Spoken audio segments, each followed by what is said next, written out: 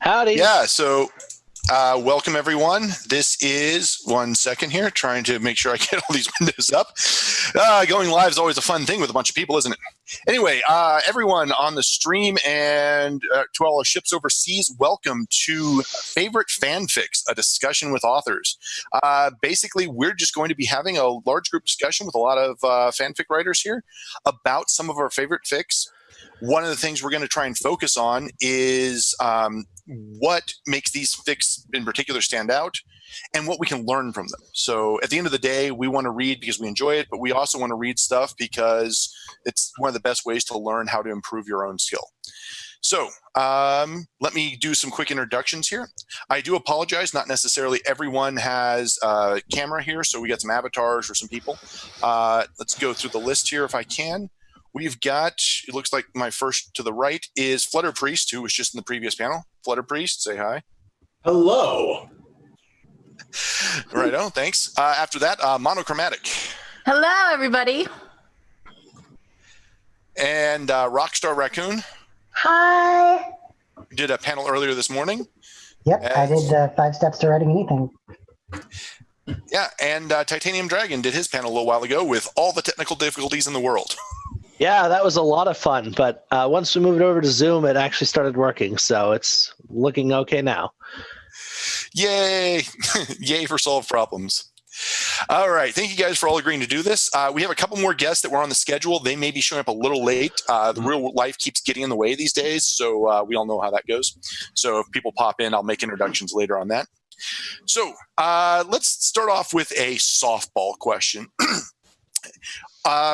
One of the things that I think all got us into Pony early on was it's inevitably cute, right? Like it's cute, it's fluffy, it's soft, it's all those things that were like in a cold, dark world. There was this bright pastel colored pony place we could go hang out in, right? So I'm curious, what is everyone's favorite, what would be the way to put it? A daw fic, the one that just makes you go just those nice little cutesy feels of daw. And yeah, I mean, I'm sure we've all read My Little Dashie at some point. Everyone will never let Rob live that down. No, That's an example of what not to do. Right. I'm not holding that up as like a high point of the art, except I think we all did feel something from it. I mean, personally, I think that one got so much stand out because it was just so early in the fandom, and it hit a few feels buttons, and it worked. But so whoever would like to chime in, if you got a favorite fic in that category that you think really does stand out or is your favorite for that? well, actually, to elaborate on that a little bit, I'll jump in because I like attention. I'll have the mute button on you later. Don't worry. No. I actually want to put My Little Dashie on a pedestal a little bit because, yes, it is that cute fic. Yes, it is the one that's like the quintessential, yeah, I started reading this and got into fan fiction. Penstroke can sit over in the corner with past sins for keeping us here. But honestly, one thing I think My Little Dashie does really well is it is more than the sum of its parts. Yes, that story has a lot of technical problems with it. And yeah, it is not really well paced and it's not really well designed from like a story framework fabric. But one of the things that I think My Little Dashie does do better than a majority of fics that I've read and compiled for this panel is it is so much more than just words on a page. And I think that's one of the things that's going to be like one of the pervading things that happens in this discussion is that a lot of our favorite fics mean something to us personally. And that makes it so much more special than just being well written. So I wanted to make sure that I put in those 2 cents. My Little Dashie's the best fic of all time. I'm happy you all agree. I think that's the thing. I don't think anyone can actively hate that. There is a reason it got the popularity it did. Well, I think that My Little Dashie is, I would say, very good. I think if I had read that as my first fanfic, I wouldn't be too into it. The one I was going to say was my first was One Last Quest, but we'll get to that later because I'm sure going to ask about adventure fanfics. Oh yeah, we got several categories to get through and stuff. I'm just curious because I think, like I said, the cutesy stuff I think is what everyone outside of Pony before you got into it, what it looked like, Yeah. and I think Melt is a big one.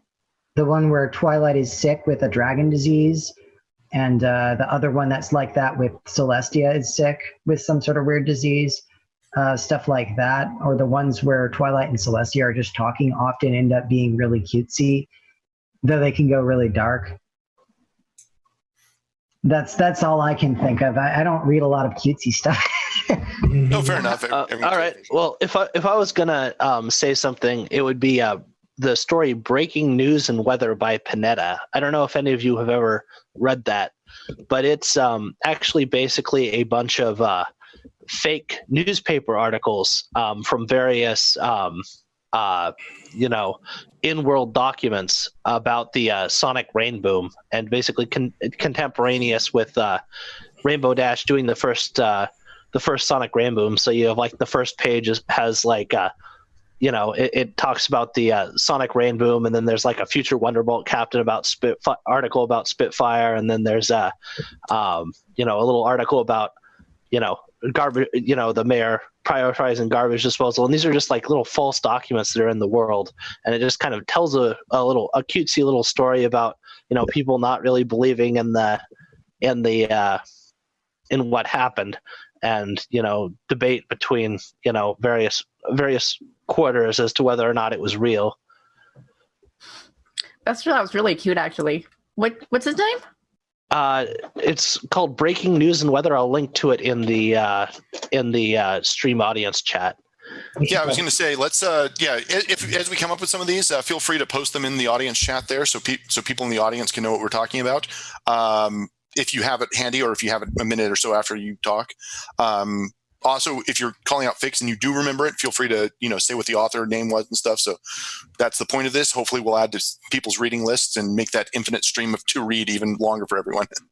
Yeah, I love adding to that list. Let's just look at mine. Oh, it's only a few thousand stories long. It's only a few thousand. It only take estimated reading time 6.9 years. Yeah, sure, why not? Something like that. You have a favorite fic, Mana? Yeah, but it's not really cutesy. That's why I'm kind of like thinking. Well, yeah. We'll get to everyone's personal favorites towards the end here. I think that'll be. But as a cute story, I'm thinking just all of the rare toy fics are cute. So fair enough. I'm trying to think. I can't come up with one that's like specifically just cute right now. I just thought of one because I looked at my list on my profile. So, I mean, if you don't have one, I just thought of one. My Little Changeling Friendship is Weird. Righto. Has anyone else here read that one? I don't think I have. No. I haven't. I've seen it, though. It was the first big changeling that decides not to be bad fic. Really? Yeah, My Little Changeling Friendship is Weird. It's about, what's his name? Let me pop it open. There's this character named Suncloak. And his name is a number at the beginning, and he gets a name, and his name is Suncloak. And it's the sequel to Thrown Abroad. Thrown Abroad was the first one. It's by Niarazu, and it's My Little Changeling is the sequel to Thrown Abroad. Thrown Abroad is the one where he ends up in Ponyville, and after the events of Canterlot Wedding, and he becomes friends with the main six, and then they realize he's a changeling, but they agree to help him reform. My Little Changeling is the sequel where other changelings find out that this changeling has been reformed and is working with the ponies, and they're feeding him love. What's the word? They're consensually feeding him love. And they're like, hey, that sounds better than working for Chrysalis. Let's join him. And so he's basically teaching other changelings about friendship.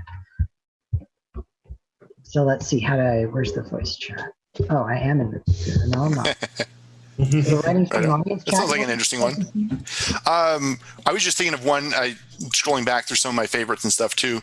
My Brother the Tooth, I think it was called. Where it was basically like Philly Twilight, and she gets told a story about why all the royal guards look identical. and it's because they were all basically cloned from like buried dragon's teeth. So it sort of integrates a fair bit of like Chinese mythology about like, you know, planting dragon's teeth, and at the same time it's just this cutesy thing where young Twilight sort of halfway believes this fairy tale, and then starts to have a little bit of a panic moment about it and stuff. So I really like that. I think Philly Twilight always is the closest Daw moment to my heart a lot of times. I do actually have one, but I don't know if it really counts as cute. But there's this fic I really like called Bitter Harvest by Esli Inopemos. Oh, yes. Which is from the perspective of Golden Harvest, and it's about how much she doesn't like Applejack. She does not like her. Even though she stares at her all day. And it's like all of her adventures that she's like basically, if you've seen that meme from The Simpsons, which is like stupid, sexy Flanders. Nice. It's stupid, sexy Flanders, the pony one. And it's a very cute fic because everybody's really supportive of her crush. And she's just like in complete denial. So I think that would be... That's actually nice. Yeah, no, that's a really good story. If people haven't read that, they should definitely do it. The sheer level of denial is really, really funny. And the story also does a really good job of continually escalating it because they she as you get further and further in the story, it not only becomes clearer and clearer how much in denial she is, but how much it doesn't even make sense given her family background and like everything else. She just does not. It's very funny. I'm always surprised at how like the shipping fics are sometimes some of the best ones. You know that because it's so. Well, we all know ship fics are the best. Yeah, well, that skips ahead one or two questions, but it's a good tie-in there. That is one of the categories I wanted to ask about. One that I also thought of that I do think should be required reading. Which is? Silverglow's Journal. Oh, yeah. By Admiral Biscuit, right? I think we all agree that Silverglow's Journal, if you have not read that, is worth at least... It's hard to get through the entire thing because it is boring for the most part, and it is really long for not having a lot going on. But I just like the realistic take on what would happen if a pony went to school in the human world from the perspective of the pony. Mm-hmm. I also like they get into cultural differences that would exist. They get into stuff like, she's dating two people at once at some point, which is I always love when there's polyamory presented in a normal fashion, and she's dating two of them at once, and then she's like, "Wait, humans don't do that?" And I love stuff like that. But yeah, that was HIE was another category I was going to hit in a little bit here. Oh, I love everything. Yes, Flutter Priest, but you only get to talk about your favorite. But let me make an introduction here real quick. Sorry to interrupt you guys. Nyronis managed to show up. Nyronis, say hi to everyone. Hi, everyone. Sorry I'm late. I had a very bad day at work. I'm sorry. I like your manicure. Oh, hey. Thank you. That was a Christmas gift. He is adorable. Everything else about this merchandise in the background. Yeah, I was going to say we were on DAW fix, as in super saccharine cutesy things that make us all go, like the feels. But I think let's go with, we sort of led into it, ship fix. They're not my personal favorite, although I've definitely read some good ones. But I think some of y'all might be more experts in that than I am. So oh my. That category. Oh dear. Here's the thing though. Not just because it's a ship fic or it's your one true pairing that I want to hear about.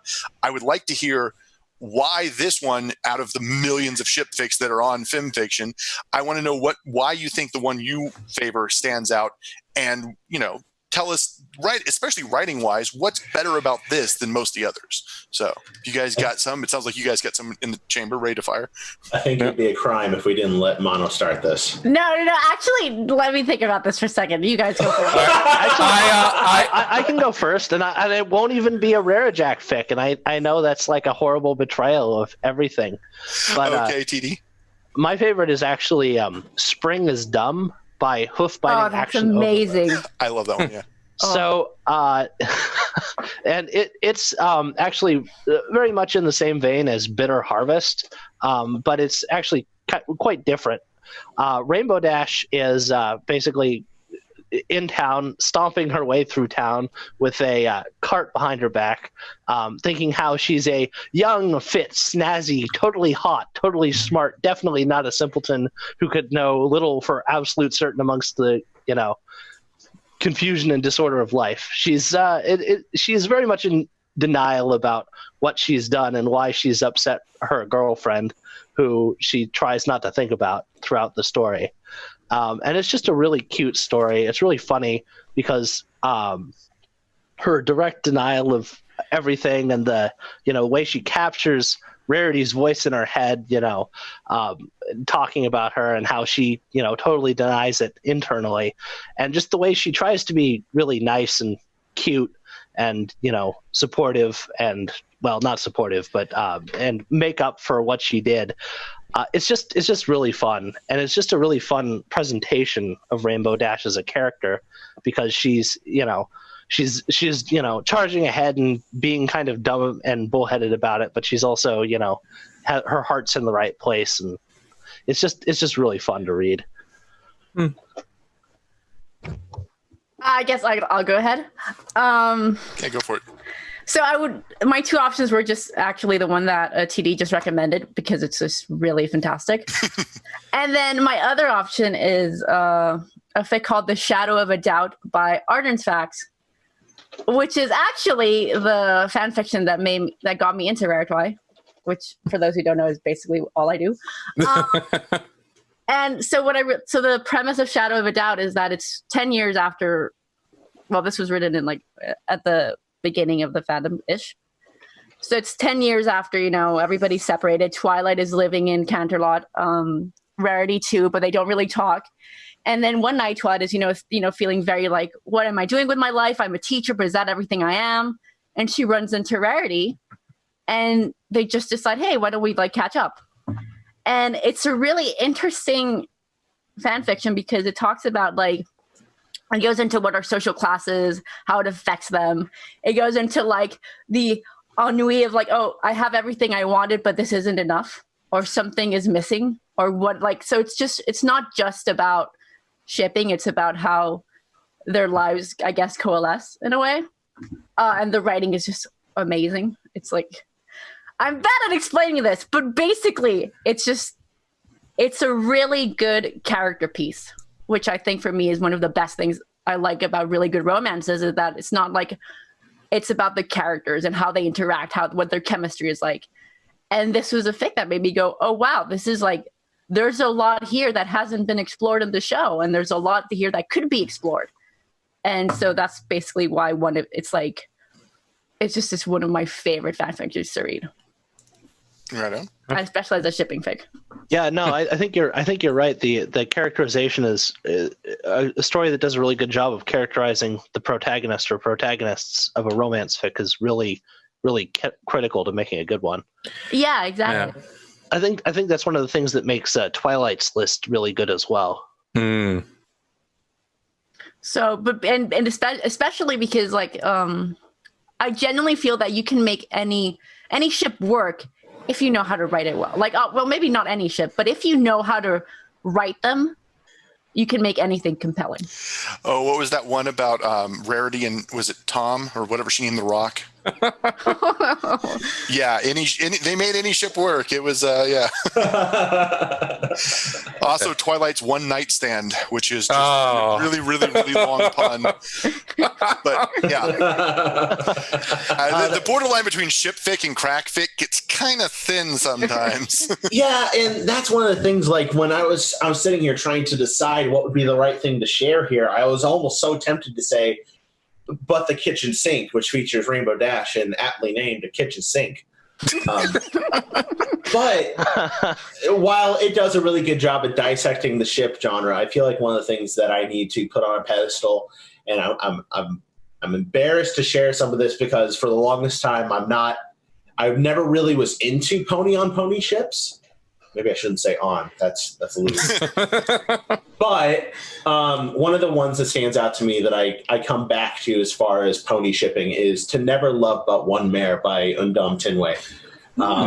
And it's a Raritwi story where Rarity has a crush on Luna with Twilight, and they discuss polyamory as an option. And I think it's a really good, gentle introduction to actually embracing those topics. And I don't know, I like daring topics in our modern culture. You gotta link that to me. I always love polyamory, and I always, when I sit down and think about immortal characters, I don't think they could not be polyamorous, like, because Luna and Twilight is one of my favorite ships, and I always say, there is no way this could work if they were exclusive, because every time there was a lover that one of them wanted to take, but, oh no, I'm with this other pony, they watch that lover grow old and die because they can't and never know.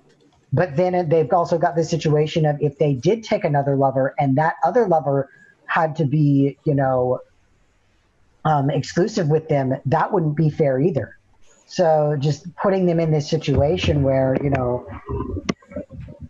living for eternity means you have eternal regrets, or at least even living thousands of years is thousands of years of regret. The average person doesn't have, more than 100 years to regret things in. So I totally would say that, yeah, that's a good sentiment to have, that polyamory is a thing that. Yeah, immortality in romance is always a. I love that asymmetric stuff. Immortality. But I'm not supposed to toot my own horn, so. I'm definitely gonna. Don't worry, I'm gonna give everyone a chance to toot their own horns towards the end. That's in the cards. We're not supposed to toot our own horns. We're supposed to toot each other's horns. I mean, I already told him. Ship fics go both ways, but no. Ship fics, the exchange library. Let's tone it down. So I did have a couple here that I wanted to mention because I put romance. Yeah, if you got a couple other ship fics, go for it. Okay, I don't remember the name of this one, but it's the one that immediately comes to mind that I'm thinking about. Actually, there's two that immediately come to mind that really tugged at my heartstrings. The first one was it was a Twilight Applejack one, and they're just sending letters back and forth, right? And Twilight eventually gets offered a job at a university. So she goes to teach at this university, and she starts climbing the ranks, and they're having this long distance love affair through these letters the entire time. And it ends with there's this big, something's wrong with Celestia, and there's this big winter. And she says, okay, this is going to end, but we're running out of food at the university, and we're running out of food. Applejack, the moment that I saw you come through that snowdrift with that cart full of apples, I knew you were the one that I wanted to be with for the rest of my life. However we can make this work, I want to marry you. And that's kind of leads into the last few chapters. And that was a really interesting one because it's about what if the characters moved apart, but two of them stayed in this relationship? Because they also talk about Rainbow Dash doesn't live in Ponyville anymore, and Rarity lives in Canterlot now because they've all gone their separate ways. But they still stayed together because they're in love, and I thought that was really cute. Yeah, I know it. I know the story you're talking about. I'm trying to find it. Yeah, it was. Oh, I can't remember. That was a really old one, though. Yeah, I'm wondering if it was taken down because I'm looking at my favorites and I can't find it. Yeah, the same author wrote, I think, Old Legends. Was their other big fic? Yeah, I have a little list here and I want to get them fast. But... Yeah, if you can find it, definitely paste it in the chat afterwards. People will be scrolling back through this, adding to their to read later for an hour here, I think, at this rate. One or two I want to mention. Two of them I like were definitely longer ones that are primarily about romances. One was The Mare Who Once Lived on the Moon, which is really interesting sort of steampunk alt universe. They're still ponies, but it's much more closer to our Dick Tracy sort of humanist world, but with steampunk. The main thing about it was that Twilight is an engineer living in this sort of vaguely oppressive society on Earth, and she starts seeing in a telescope, she's the first one that built a telescope powerful enough, some purple horse running across the moon, right? And she starts a relationship with someone on the moon, and it's like that old Victorian ideal of like where love letters were things you wrote and didn't hear back for 2 weeks, and you could only write a few letters at a time because it had to be one single message, not a 3-hour conversation on Skype. And so it's like this old-fashioned idea of romance at the same time with all the steampunk trappings and adventure stuff going on that makes it more than that. I really love that one. Let me see if I can paste that here. Yeah, okay. And then the other one that always stood out to me was Twilight Sparkle of the Royal Guard by King of Beggars. And there's a sequel to it, the same thing, Twilight Sparkle and the Royal Guard, The Rising. And this is also like where it's an alt universe where Twilight joined the Royal Guard instead of her brother. And she ends up falling in love with Cadence, guarding her on an early mission.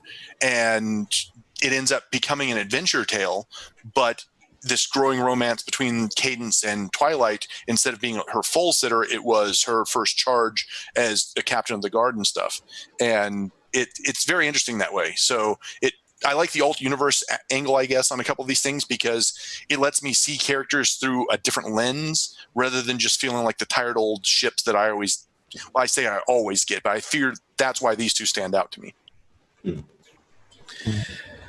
So the other ones I was going to mention, to be quick with them, because I feel like we're probably running low on time for talking about ship fix. Yeah, we'll move on in a moment here, but yeah, go for it. So there's one that involves, it's like several different parts, and one of them involves Rarity and Applejack in a Manhattan hotel room, and at some point they start making out. In which I make it sound dumb, but it's like, I don't remember the name of this one, but I know there was a sequel where the two of them, Rarity's aunt dies and leaves something to her in the will. So the two of them are on an airship together because she brings Applejack along as her girlfriend. And, you know, they go out and there's, they get to the house and there's these paintings all over it of Rarity. And they have no idea why, but apparently the aunt was obsessed with Rarity. And she keeps having these dreams, and the main thing is that Applejack is her rock in this story, basically. And I do not remember what the name of either of those stories were, and they're unfortunately, the last time I checked, they were incomplete, and they may have been taken down because they're not in my favorites. The other one that's incomplete, another one that's incomplete is Greenfire. If you've never read Greenfire, it involves Rarity runs into this dragon out in the mountains, and the dragon is Spike. It's an alternate timeline where Spike hatched like 10 years sooner and was out in the wilderness and grew up in the wild, and Rarity and him have this actual interspecies romance type thing going on that becomes really very troubling because, you know, the two of them don't like, he can't go into town with her without Pony's freaking out because he's this huge dragon. And she goes up to his cave one time and there's these dragon slayers running around saying, oh, the dragon's kidnapped a maiden, oh. And she yells at them to leave, you know. And there's these cool stuff like that there. I know.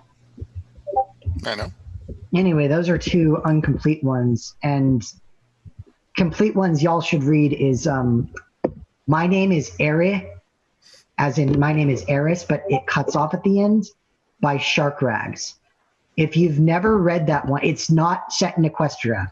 It's barely even ponyfic. It's really weird. It's one of those ones that feels like it could just be a standalone story and has nothing to do with My Little Pony, except the main character is a female version of Discord. And they don't find this out until like the end, but it's this, they're on Earth. Spoilers. And this guy has this human girl. Well, you know at the beginning. I'm kidding. It's very obvious at the beginning, but they don't know. And the entire time, this guy is just chasing this human girl around, and she's slowly tearing reality apart around her. And she's terrified, and he's terrified. And finally she says, I know what I have to do. And I need you to tell me, I need you to be with me because I need someone who can tell me when I'm going crazy. And that's, it really is one of those haunting ones. And speaking of Discord ones, Alara J. Rogers wrote one called Light Rain, which is about Discord and Fluttershy and explaining why they have a relationship. Anything with Alara J. Rogers is always going to be good stuff, but that one in particular is interesting as a ship fic. And finally, the last one I wanted to mention, because it haunted me for weeks after I wrote it, was What Might Have Been by Bats, in which during her fight with Starlight Glimmer, Twilight shows up in a world that has no problems. And she's wandering around. The only difference is that there's no castle. She never gained her wings because her and her friends never met. So none of this other stuff happened, but other people dealt with all the problems. And she goes to the Ponyville Library, and she's living there as a unicorn with her wife, Applejack. Yeah, that's a really good one. It's a very interesting take on an alternate universe, and the way that they explore. Also, it's also an interesting exploration of the morality of it, because Twilight isn't in her universe isn't in love with Applejack, and she sees this other world where she was, and it really pulls at her. Thank you for linking these in the chat, by the way, all the people who are doing that. I was just going to go link one, and I'm like, oh, it's already there. Yeah, no, I was going to say, if you can't remember the name, I think half the time our audience is going to figure it out before we do sometimes. So that's one of the benefits of this. I'm going to have to go in and be looking. I'm going to be using all that to add to my own to-read list after this. Someone posted like fine wine. All right. We probably should move on to the next one. Yeah, I was going to ask. Well, do you have something, Myronis? So, I mean, I could go on for a while about ship fics. I do love ship fics.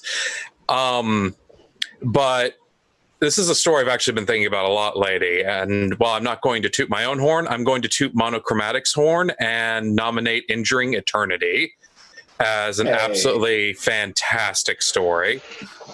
And what really stands out to me, that story, is that it notices something about romance that a lot of real world literature and storytelling just do not. And that is the idea of needing to be needed. It's not just that Twilight is sad because one day Rarity will die and she will have to live without Rarity. Rarity is also sad because she can't be there for Twilight forever.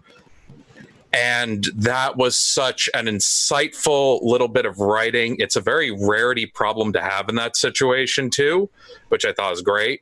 And it's just so mature. And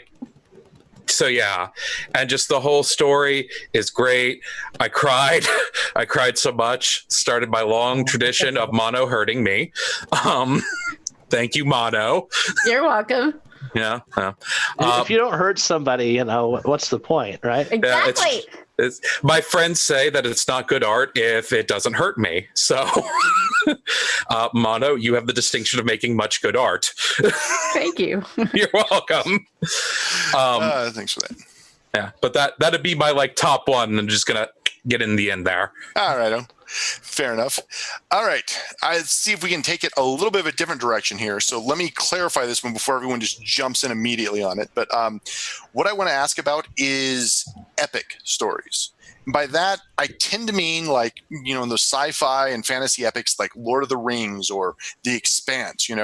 What is the version of that in Ponydom? There's a lot of huge stories with a ton of world building out there. I do want to make one small clarification. I would like to see these that aren't human and Equestria stories, because we'll do that as a separate category. I think that there's enough of those alone to be its own niche thing.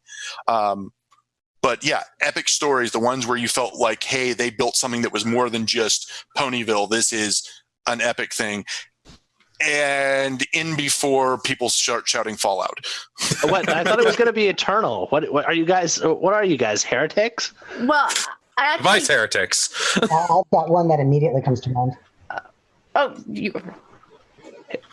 you going to say, Mono? Oh, I was just going to say that for me, what comes to mind, and it's not an epic. It's not like an epic, and it's a bajillion chapters. But Carabass's Palaverse, My Palaver, and the sequels. are fascinating because the first fic is basically when Nightmare Moon takes over in the pilot episode and Celestia's gone. Well, all of this is happening in Ponyville. All of the surrounding kingdoms get together and go, what the fuck did Equestria do now? And the entire story, I won't curse again. The entire story is basically them in a room. It's all these like really different characters, like from different species, including like this thing called the Capricious Crown, which is sentient crown. Yes, and of course it runs the Capras. Exactly, and they're all just sitting there discussing what they're going to do now because Equestria has gone insane again, and this keeps happening. And it's just a really interesting because all of the characters are incredibly diverse, and they all have, even though you it's just one conversation, you can tell that they have an incredibly rich background to them and how they act, how they feel. Like it's incredibly well done, and it's somebody, and Carabas himself has like just fantastic world building. And all the implied alliances and like the feelings that the countries have for each other really works together really well. Yes, it's a fantastic character piece. And some of them like really want to defend Celestia and the Equestrians, and others are like really angry about it, and then others are just completely terrified because, oh God, we can't deal with this. We don't have super god magic, you know. Yeah, and then like for example, the sequel is like they all get invited to Shining Armor and Cadence's wedding, and they're like, "Oh my God, not even a wedding they can do correctly. What's happening?" So it's just a really good series. Yeah, I love those too. I think I'll inject just like one. It's so hard to not just talk about Source Curse and Explosions for an hour. That was the other one I was waiting for. There's FOE, and then there's like the endless journey. I'm going to put as for an epic because it felt epic to me, and maybe this is miscategorized. You can tell me if I'm wrong. Background Pony, because that is certainly a story where the travels, tribulations, and trials of Lyra Heartstrings in that story add up to be so much more than the sum of its parts. And that, Skirts, I love you. There are some rough chapters in that maybe don't really fit, and it feels like padding. But it accumulates into one of the most memorable pony reading experiences I have to share.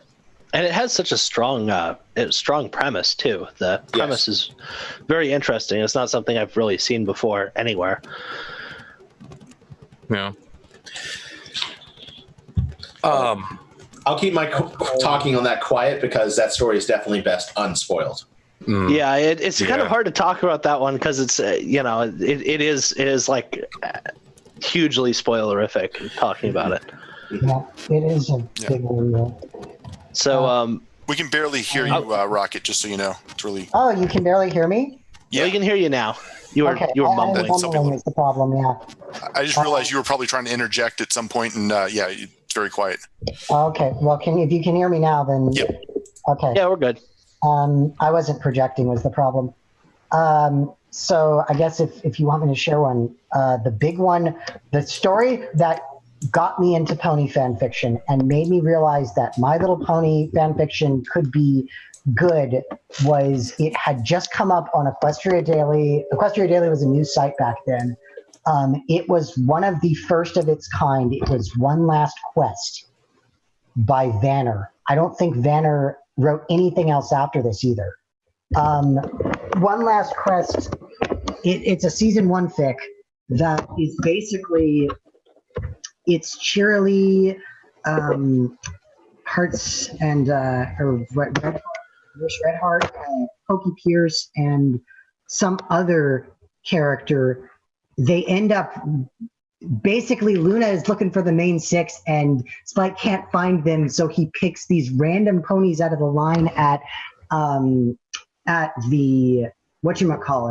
at the mail place. Anyway, the main part of the story is that they're all these weird different characters. Pokey Pierce is the only one that is a fighter, but he is a damn good one. And, so he's killing things with a sword and he's wearing full metal barding and the others are just following him like, holy crap, this guy is like a serious warrior. And he says, oh yes, I'm of the tribe of the moon. And they explain this whole thing with why he hates Princess Celestia so much. And it goes through them having this quest where they have to go get these MacGuffins from these various different species, including the hogs and the buffalo and the diamond dogs. They at some point lose characters because of things like Nurse Redheart apparently is madly in love with this buffalo that she could never run off with. And the last time we see her, she's making out with him in the rain and they decide we're just going to leave her here. We're going to go get the last thing from Blue Blood in Canterlot, which leads to a scene where Pokey Pierce and Blue Blood have a duel to the death. But anyway, it is the first like truly epic. It presents them all as human-like characters and adult characters in this very adult manner, and there's all sorts of. Oh, he did write other fics after that, I'm being told now. Okay. Well, the main thing is he hasn't been around in a while. And this was like the OG, like, let's take some completely new characters with a completely new concept and run with them in the world of Pony. And it showed me that, yes, definitely we can have stories that are really, like, mind-opening in My Little Pony. Awesome. Yeah, that is an old one. That's story number 152 on the site. So that is early days. 152. Yeah, I mean, I was gonna go with Eternal for mine, just because that really is a classic. It's by Device Heretic, and it's got a very epic feel to it as well. I mean, epic in like the sort of Greco-Roman sense, even seeing as the Celestia in it doesn't just like control the sun, but she literally is the sun in a sense. And the entire story is about basically her relationship with Twilight and her relationship with the sun. And it's a very, very interesting story because it's perhaps not the best written thing overall, because it's pretty obvious that it was written sequentially, and that meant that like the first 3 chapters or so, it seems like they were going with a different story idea than they ended up actually going with. But after that, it starts really getting into it, and the way that it does a lot of stuff, like the sort of battle in the center of the mind kind of trope, where you go into into someone else's head in a sense, and you see what's there and see what's reflected back at you. And the way that it does that, well, dealing with these sort of epic thing of, the connection to the sun and, the control over it and the importance of that to Equestria and to Celestia as a person just really works well. And it's also interesting because it's kind of a character study on the relationship between Twilight and Celestia and the complexity of it and the many, many different ways in which Twilight and Celestia's relationship is, all the different ways in which Twilight sees Celestia as a mentor, as a teacher, as a friend, as a lover, all of these ideas that Twilight has, but none of them are really the correct idea. No one of them is. And so it's got a very mythical and grandiose sense to it. I know. Yeah. A couple of my favorites that I mentioned already: Twilight Sparkle of the Royal Guard. The world building that is excellent, even maybe better than the shipping aspect. TD just gave a much better explanation of Eternal. He's probably read it more recently than I have. That's a good one. One that stands out to me that maybe less people have seen is The Monster Below by Greenback. This is kind of a weird one in that it is set in the it's like a modern age one. So like there's cities and telephones and stuff like that. Maybe some of the more modern views we've seen of Manhattan in a few episodes, it might fit in there. But the main character is basically kind of, for lack of a better word, jealous of alicorns. and ends up going through a lot of sort of dark stuff to try and become one through surgery.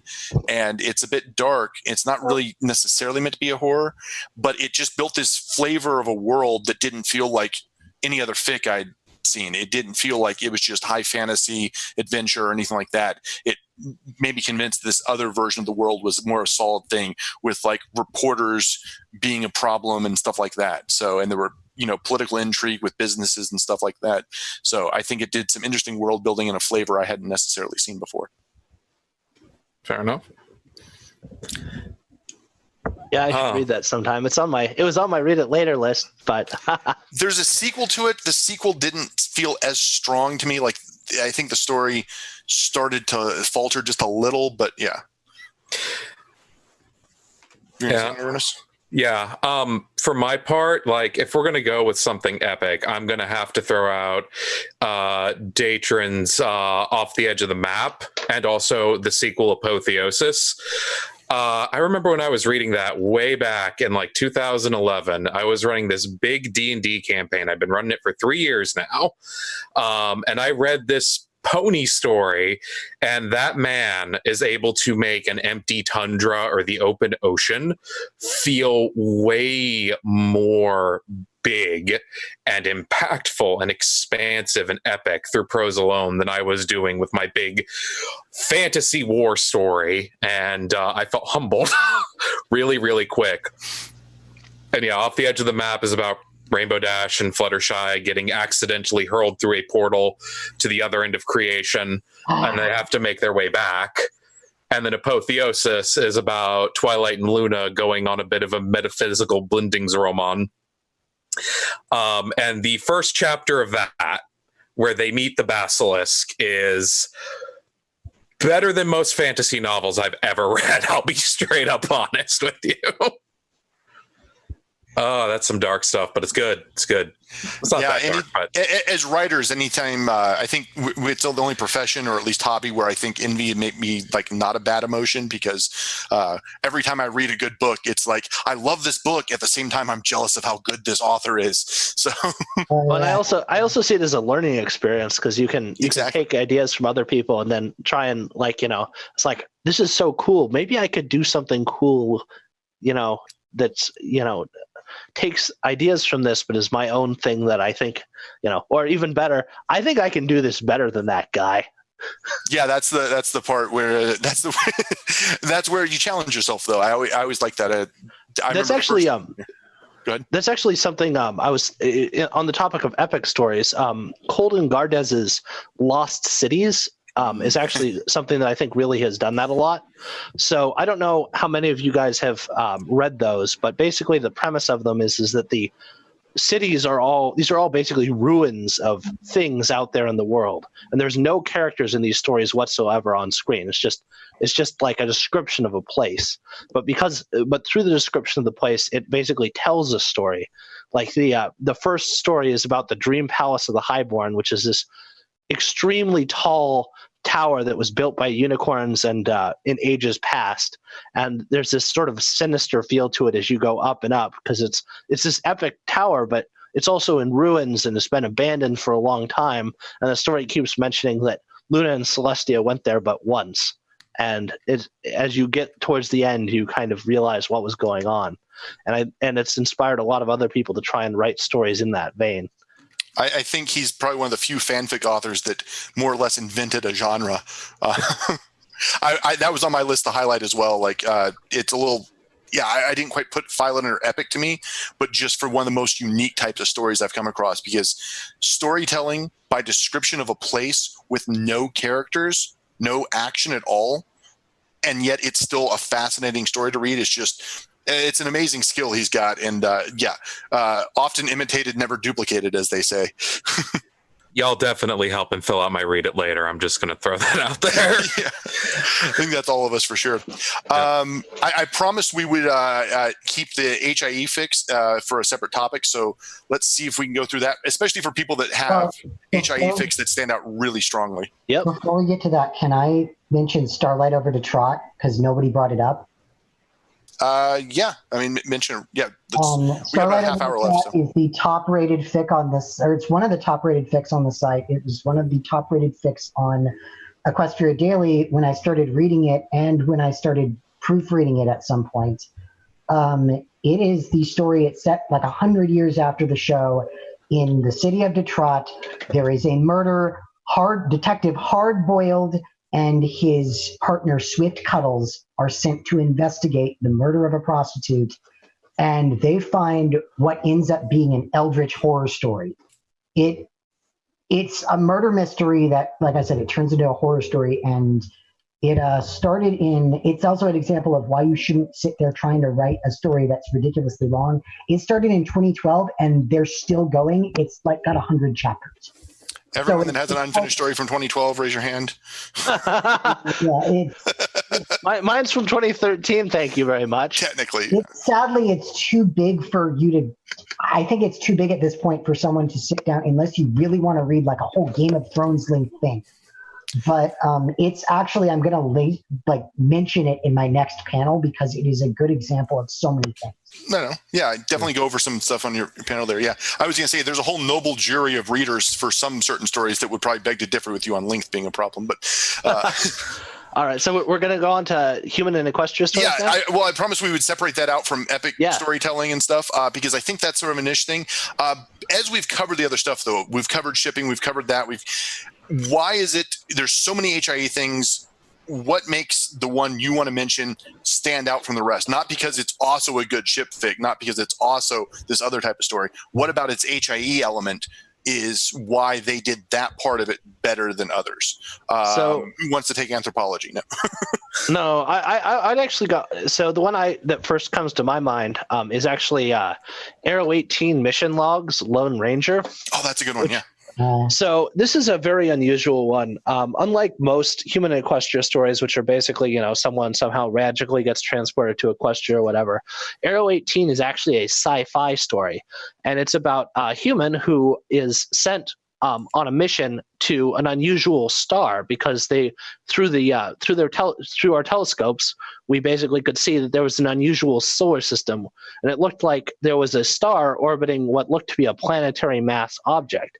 And so the humans who are at this point, this is like the year 2500, we've invented interstellar travel. So we send this guy on a mission for like 9 months out to this unusual star to go and take a look. And when he gets there, he confirms that yes, there's a planet, and he goes down to land on the planet to figure out what's going on because he sees that appears to be some sort of civilization on the surface and all that stuff. And so the story is an exploration of a human from human society who's actually from a more technologically advanced society now coming across the ponies, and not in a magical transport kind of way, but we're in the same universe. Why is this planet so weird? And the story is just a really, really interesting exploration of trying to make Equestria into a sci-fi story and trying to make sense of it and uncovering the mystery of how it is that the ponies can do what appears to be magic. And it's interesting because the story is written entirely in the form of logs. So the guy is writing log entries about what he's been seeing on the planet, what he's been interacting with. Plus, there's like a couple sections that are basically audio logs that are basically like what would be on a flight recorder, a transcription of a flight recorder. And so it's just a really well done piece. I don't know if anyone else had anything to say about it, but I've never read that one, but the two that it's reminding me of is Article 2, where he's the only survivor of an FTL accident that crashed on Equestria. And Cosmic Rifts, which I was Astral Aegis, which I was a proofreader of that and its first sequel, in which he's not actually a human. He is the scout for an interdimensional conquering force. And he ends up trying to save Equestria from the interdimensional conquerors. So those are two that reminded me of. The ones that try to give a sci-fi angle are always good ones. They're always better than just oh, I magically got transported to Equestria one day. I don't know how it happened. Okay. And that's my thought on what you just said. Do you have anything to say about Friendship is Optimal, Raccoon? Because I know that was one of the ones you brought up when we were talking earlier. Oh, yeah. Friendship is Optimal is a completely different one because it's not human in Equestria. Friendship is Optimal is a horror story that is about, it's beyond hard sci-fi. It's something that could actually happen in real life if our technology was just a little bit better. It is the actual fear of people who work on sophisticated AI research, that we could make an AI that is so good at what it does that it takes over the entire universe. That's what Celeste AI is. She is a paper clipper. She satisfies your value. She seeks out minds and satisfies their values through friendship and ponies. I don't want to go on for it forever here because it is not even pony fan fiction at this point. It's a completely, it just happens to have My Little Pony. It's a paper clipper story with My Little Pony in it. That's the one that actually hooked me into the fandom. I got sent here by that one, but I won't go into too much detail on it. Everyone should just check it out if they're interested. Yeah, it's an interesting sci-fi horror story, and I actually really appreciate the use of My Little Pony and that sort of thing. I'm working on something with it right now, and I don't actually kind of that's actually another. Are we going to have another topic about like horror stories at some point? We've got about 25 minutes left, so if we move a little quicker, yeah. So why don't we move into a mode? Why don't we move into a mode of maybe name dropping and just quick. I don't want to get into Friendship is Optimal because that's my next panel. It has Friendship is Optimal in it. Yeah. Okay. Fair enough. Leave that for you. Yeah, because I was gonna mention there's one other really good story, but it's actually a huge spoiler that it's a human and Equestria story, so I probably shouldn't say it. Yeah, let's try and avoid too many spoilers. Yeah. The one that I definitely want to say if we're talking about human and Equestria, even though it's my own, is Displaced into Nothing. If you are trying to write human and Equestria, go read Displaced into Nothing. If you've never read any other human and Equestria story, that is the one that you start with. That is your required reading. It was literally written because I didn't like human and Equestria, and I didn't like that all these tropes were being reused. And I said, look, guys, all of these stories where the person is just randomly transported to Equestria and there's suddenly another character and all this stuff miss this great implication, which is who the hell is powerful enough to do that kind of magic? Yeah. And it basically becomes a Cthulhu type story of the main character is becoming a Shoggoth. Okay. Yeah, like I said, we need to move a little bit quicker. So, feel free to post a link to it. And you do have your next panel, so I mean, feel free to discuss it more in depth there. It is going to be a next panel too. Yeah. So I figured it would be. I'm just saying. Do either of those of y'all that haven't gone yet have something you want to mention here? Yeah. So, quick question: do crossovers count? Sure, of course. All right. Then my favorite human and Equestria story is just give me a second. I'm going to need to read the title. Waiting to see which one you're stealing off my probable list. Oh no, not at all. No, I didn't mean directly. I just meant there might be crossover. Oh, okay. Okay. So this is Librarian Twilight tries to befriend a newcomer to Equestria, but he's Geralt the White Wolf and doesn't really get friendship. Yeah, sounds like a fun one. Yeah, and that's the perfect plug right there. Yeah, no. Make sure you link it. Yeah, I will. Read it. It's good. I'm gonna rapid fire a couple of these and I'll post them there. Thunderstruck is a great one with a sweetie bot in the real world, written by someone who gets all sorts of Portal references and is kind of a nerd. At least the main character is, and she builds a bot that sort of starts to embody GLaDOS or competes with GLaDOS for being super cute. That's a great one. Project Sunflower is a giant sci-fi thing where they're turning people into ponies, sending them through the portal. And it's got a lot of sort of epic linked world building. Stargate Shangri-La is actually one of the better Stargate pony crossovers I've come across. It's still in progress, but I love me some Stargate. Here's a really good one that stands out to me. The Curious Incident of the Robot Dog in the Nighttime by Bradle. It's a crossover with Ian M. Banks's The Culture series. So anyone that's read like Consider Plebius and stuff like that, or the Hydrogen Sonata, extremely epic deep space sci-fi stuff. This is a crossover with Pony. So the encounter is from a culture agent landing on Equestria trying to figure out what in the world's going on. And then this one is one that I've really been hooked on more recently. Friendship is Sufficiently Advanced by Cordial Nova. It also feels a lot like Culture, except that this is the author's own like non-Pony universe that they're crossing over Pony with. And it's got a lot of the same flavor of Culture and stuff. It's very deep space, deep far future sci-fi, advanced civilization stuff, and yet has some like good messages and a lot of like deep logic in it. So there's my quick plugs. I do want to interject because I'm primarily a Human and Equestria author, and I wanted to wait towards the end to make sure everyone had their say, because I am very opinionated on this. But the chat actually has done a really great job of pointing out a few that I think are exceptional, such as Dear Princess Sunbutt, Exchange, You're Human in You, just ones on top of that. But one of the somewhat newcomers to the fandom that I really want to, you can attack me for nepotism all you want. I genuinely think it's a contender for some of the best. There's a series of stories that you don't have to read all of them, but it takes the human and Equestria dynamic and attacks it from a completely different way from societal, and it's called the Broken Love series, where it is shipping fic. It ships Berry Punch and Anon, the human. But it attacks it in a way where the main character, Human, has a medical deficiency that's very uniquely human. And being immersed into a medical world where there's an entirely different medical landscape for ponies, the medical problems that exist for our human main character cannot be easily solved by the pony world.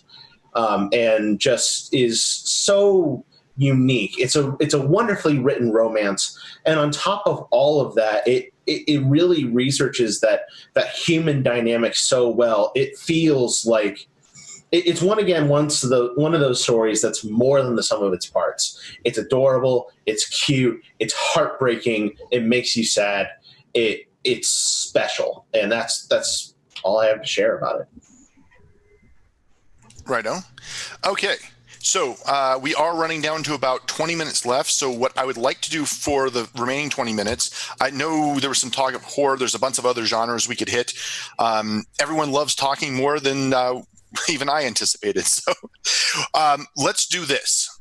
I want to hear, everyone's got a favorite story, hopefully by this point, that they were thinking of from the beginning when they knew they were going to be on this panel. Let's go around and each person do their one favorite story. Regardless of genre, I don't care if it's Equestria Girls, crossovers, whatever, one we've already done or one we haven't. But yeah, tell us about the best story in the fandom and why people should read it. And everyone's going to get about three minutes or so for this. All right. So I'd go with The Writing on the Wall by Horse Voice. And it is a horror story, which is not at all obvious. But it's tagged as horror, so I guess it is obvious. But it's it ostensibly it looks like a sort of Indiana Jones adventure story starring Daring Do.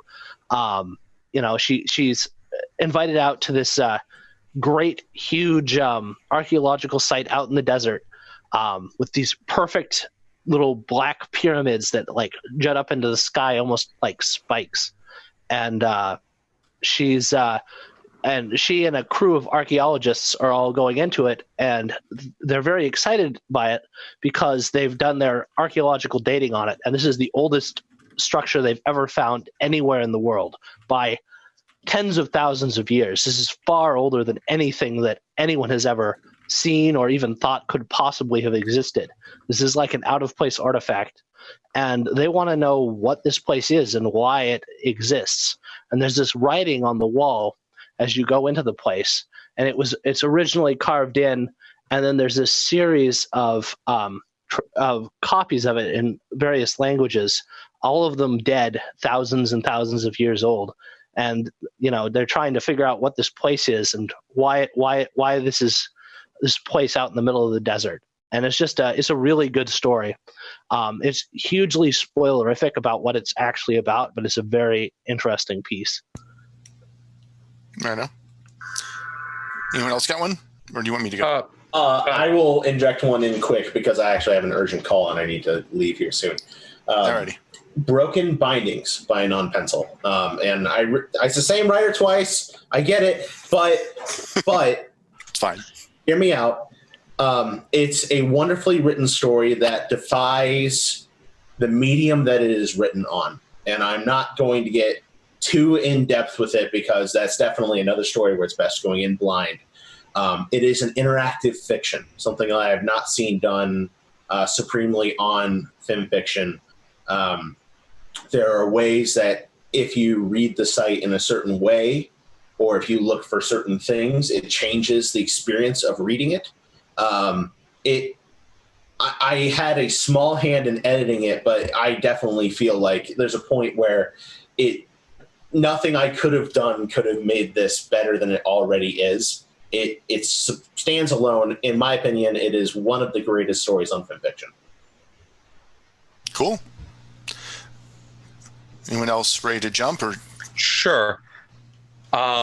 So like for my, like there are a lot of things I could throw out there, but just to pick one, Without a Hive by Phoenix Dragon is absolutely fantastic.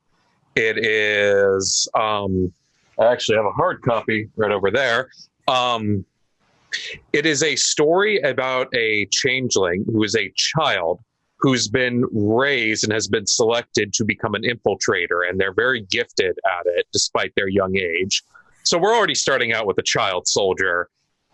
And then something happens, and they get abandoned in Equestria after a training mission goes really badly. And so this is a changeling who has been programmed their entire life to hate and fear ponies and see them as food, now has to survive on their own in Equestria without any real knowledge of where the hive even is anymore. And it's a fantastic story. It's got a fantastic main character.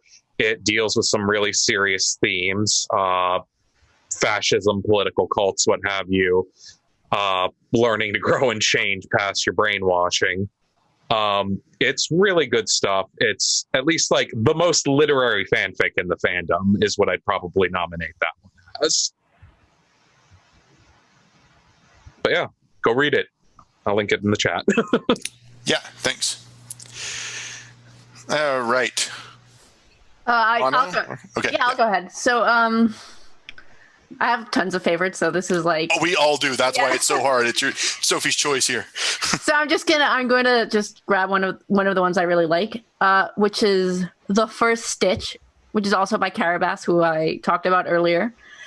And the premise of it is that because of time shenanigans with Twilight and Starlight, Rarity gets thrown back into time the day before all three tribes meet when the Wendigos attack. And it's the story of and for example, the story starts where she meets Clover the Clever, and she's freaking out because it's oh my god, I can't say anything because I might, obviously all the time shenanigans, I might disrupt the flow of time or whatever. And she's looking at these ponies who are just there, and it's a very interesting depiction of what the entire I guess war used to be, because in the Heartwarming pageant everybody seems fine and it's comedic, but here you see ponies dying, starving. And there's a line where Rarity says that she's overlooking from this plateau and she can see just 50 tents, and she realizes that's the entirety of the unicorn race, and they're all dying. And and they're all terrified, they're all afraid, and I can't tell them that things will be okay. And oh, did I die? No, we can hear you. Okay. Yeah. It's just a really fascinating fanfic. It's a really fascinating world building. And there's something that happens at the end that I remember reading it and just going, wait! And I gasped out loud. It was this fantastic moment where something takes you completely by surprise. And I remember I had to go grab my roommate and be I need to read you the story so that when I get to this part, I can see your reaction, because I need to live that again. So it's a fantastic, fantastic story from a fantastic writer. That camp sounds like one of the recent Doctor Who episodes, like the last of the race, but can't tell them the future. Yeah, it's really, really interesting. It's great characterization. It is a fantastic characterization of Princess Platinum. It's just really, really good. I know. Alrighty. Raccoon, you got your favorite that you're not going to talk about on your own panel, so you don't spoil it for your own panel? The only ones that I really that I would really say are the only ones that I think are really mind-blowing to me that I haven't already mentioned are the Keepers of Discord and the Tantabus Mark II stuff. And I'm not going to talk about them because if you haven't read them, we don't even link them in the chat, guys. Guys, go to the site and search for the top-rated stories, and you get Tantabus Mark II and Keepers of Discord on the first page. So if you haven't read them, you're just not reading enough fanfic. And that's all I really have to say right now in terms of fanfics that I'm thinking are... All right. Yeah, fair enough. Yeah, let me see here. So the one I'm going to call out here is a bit of an oddball because it's not popular. In fact, it's one of the least popular stories on the site, and it's one of the oldest stories on the site. It was published in 2011. The author published exactly one story and was never seen or heard from again on Fanfic, as far as I can tell. They have 0 blog posts. They were probably on before there were blog posts possible.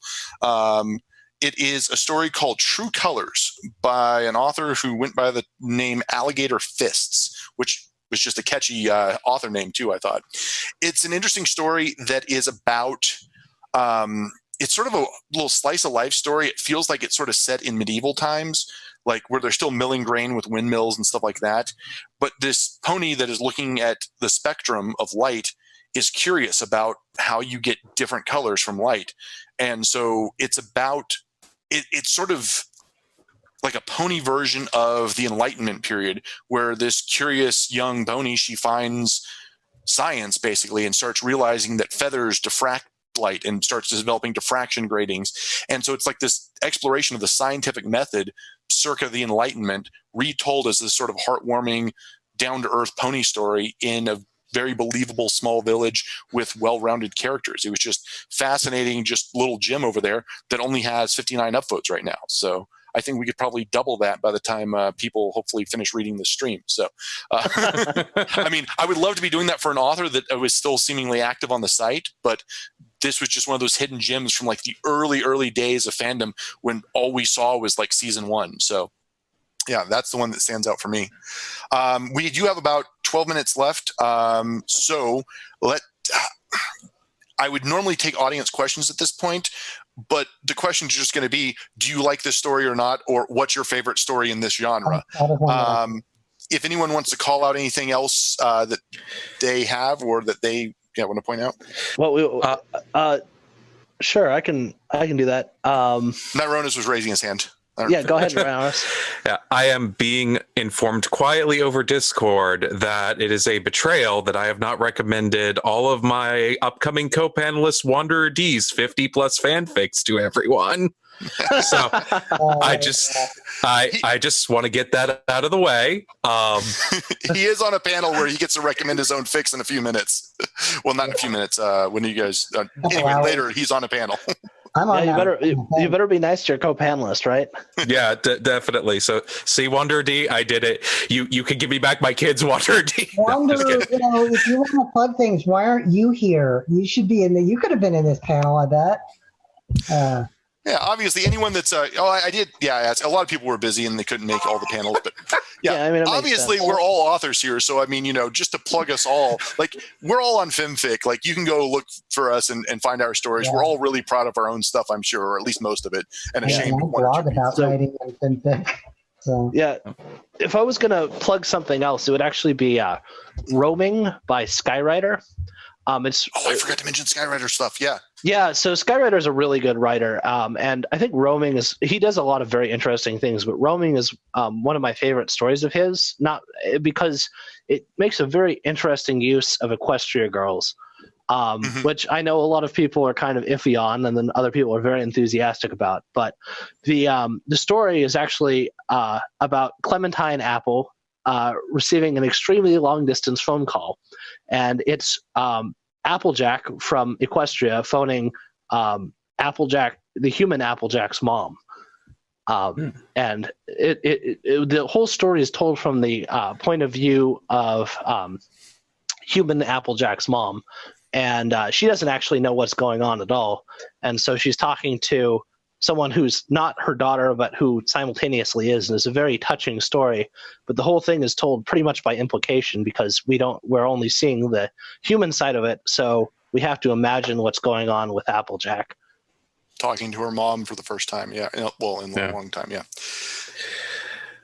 No, Skywriter stuff is great. I obviously would have to plug almost anything he's written is probably good if it's in his story list. Like, I really loved Sun Princess. I think it was one of his, that was one of the cutest ones, like, most tear-jerking ones, I think. Or Princess of the Sun. I can't remember. The one with Winona.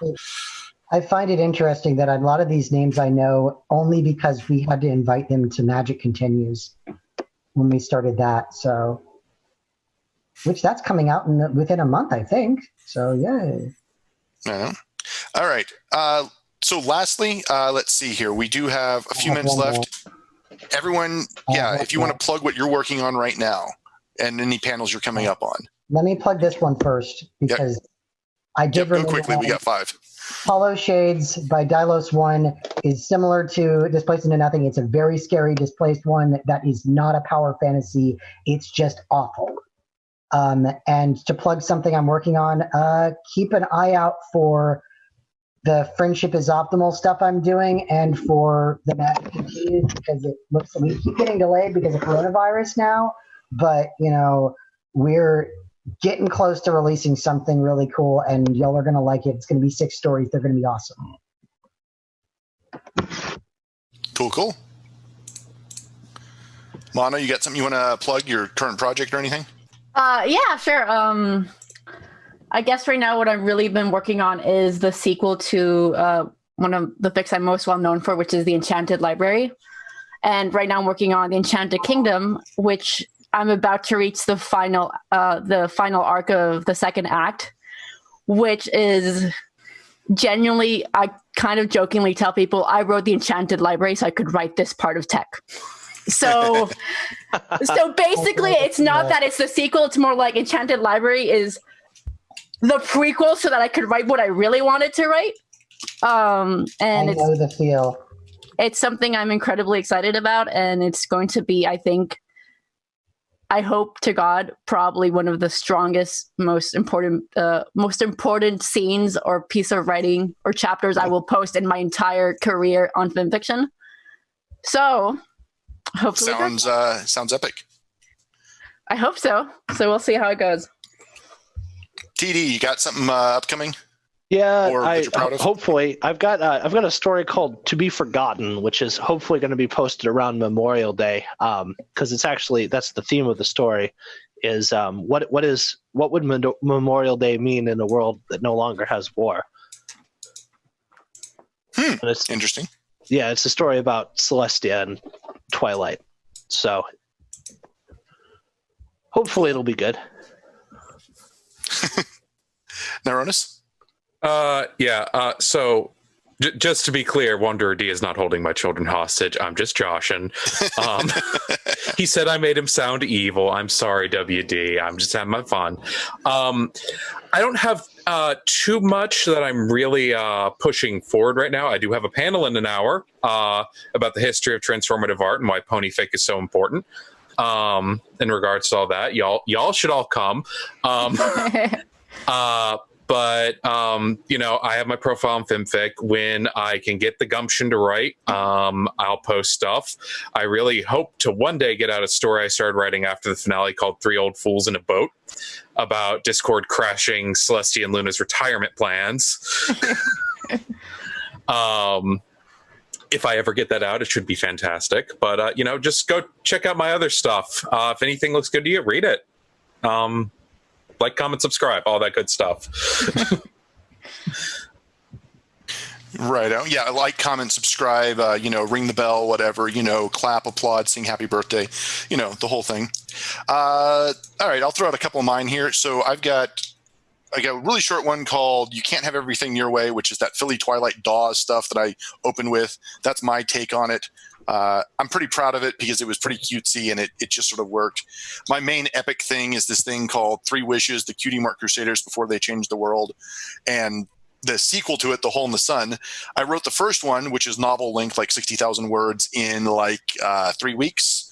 And I've been writing the sequel to it for about 6.5 years now. So it updates about once a year. I'm hoping to start fixing that. I always am. But the first one's complete. So hopefully I'll get back on that. I also want to say, hopefully if the world gets better, I will be at Everfree Northwest this fall. So I run the writing track there as well, and we'll hopefully be doing a lot of panels like this. For PonyFest itself, we're going to be doing more presentations throughout the day, of course. There is a writing critique workshop, the open read and critique session, this evening. It's the last thing on the schedule. So that's actually an interactive thing where you bring your fanfic that you've written and get some immediate feedback in small groups. Encourage people to participate in that. Keep an eye out on some of the other stages. There are some things, I believe, people keep shouting Fallout Equestria. I believe there's actually a panel specifically talking about that in one of the other rooms. So keep an eye out for that. And our stuff will be here all the rest of the day. If you have any questions and stuff, we'll be around. Feel free to make use of the orc tables as small conference rooms if you want to have side discussions and stuff. And thank you all for coming and attending. It has been a pleasure, and it was a fun conversation. Thank you to all my panelists. Yeah, Thank you for having us. We don't Thank have you an for audience, so- inviting us. Yeah, hopefully we'll keep doing this. This is everyone's giving me indoors for a while, so this may become more regular things, and we'll know. And hopefully, and as we go, we'll iron out more and more technical difficulties, so we have less and less to worry about each time. So, I hope y'all invite me to the next one because I'm having fun at this one, and I get to do. In 3 minutes, I get to talk about horror stories or horror elements, actually, if you're an aspiring writer. So yeah, right here, same bat time, same bat channel. Raccoon panel, Rocket Raccoons, not literally right after this one, so we'll be switching over to that in just a minute. and to be clear, that's not just for horror stories. That's for all stories. It's a just make your writing better panel. So, All right. Alrighty, thanks all. Bye, everybody. Thank you. looking at It was nice seeing you all again. Yeah, definitely. It was nice meeting some of you. Some of you I've never met before. And one last thing that I want to point out, there is a head-to-head canon panel. Some of these people will be on it later. That's going to be an improv game show thing where the audience is going to be shouting out ideas or questions about what happened. Why can't Scootaloo fly? You know, where was Grogar if Discord was him the whole time? Stuff like that. And we're all going to riff on it, improv, and have some quick back and forth banter. So hopefully that'll be a really fun big group panel again in a few hours. So have a good one, and we will see you then. Bye. Bye. Bye. Bye.